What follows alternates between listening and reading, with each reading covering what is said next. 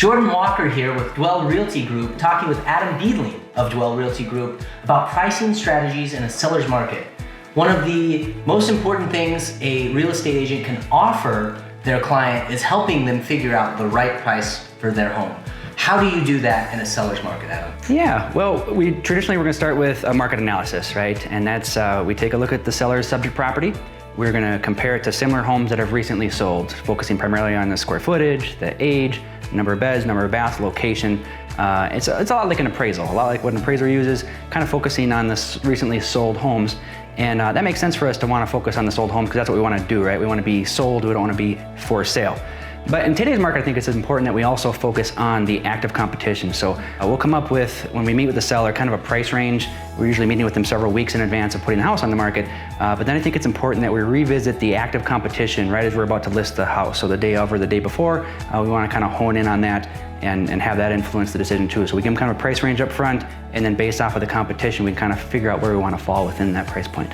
I'm sure one of the common issues is sellers wanting to price as high as possible, but how do you figure out how high is too high? Sure, yeah, that's a good question and a very common thing, right? I think most people do want to start on the high end.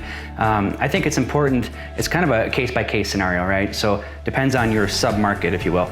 If you're selling a house that's a $250,000 split-level home, Northwest Rochester, you know, there's a lot of that kind of house, and there's probably 2 or 3 on the market now, and when we put the house on the market, it may very well be that there's 1 or 2 more coming that week. So in that instance, we want to kind of tighten it up a little bit, be a little more conservative with the pricing, right?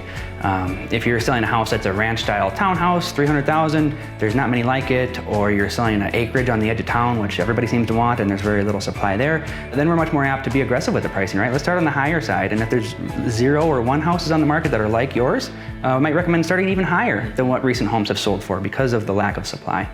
When we start just flat out too high, we end up spending too much time on the market, we end up doing price reductions, and then the offers that come in are traditionally a little bit lower than if we had started lower to start off with, and the seller oftentimes will end up with less net proceeds than had they started lower. So it's kind of a delicate balance. We also want to take into account the seller's motivation, right? How fast do they need to move the home?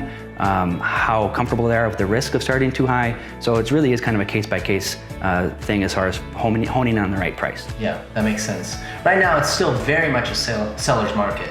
Do you see that making a change in the near future? Yeah, no, I don't think so, Jordan. The metric that we use for identifying kind of what the market is doing is called the absorption rate. And that is describing how many months worth of inventory are there. So if we stopped listing homes for sale today and we continue selling them at the rate that we're selling them, how long before we burn through that inventory? And we traditionally use 6 months as kind of a metric for a neutral market, right? It doesn't really favor the buyer, doesn't really favor the seller, but 6 months is kind of a healthy market. And we're 6 or 7 years into being a full-blown seller's market. But in the last 12 months, we have gone from having 2 months worth of inventory to having 1 month of inventory. And so our supply has literally been cut in half in the last 12 months. So what I'm anticipating is that we're going to see a really, really competitive spring market again. It's going to be kind of nuts. It's going to be upward pressure on pricing. Homes will sell fast, lots of multiple offers, and basically we're going to have a lot of very happy sellers in 2021. Thanks, Adam, for taking some time to help explain that to us and share your thoughts on that. Thanks for inviting us into your home as well. It's beautiful. Absolutely, thank you.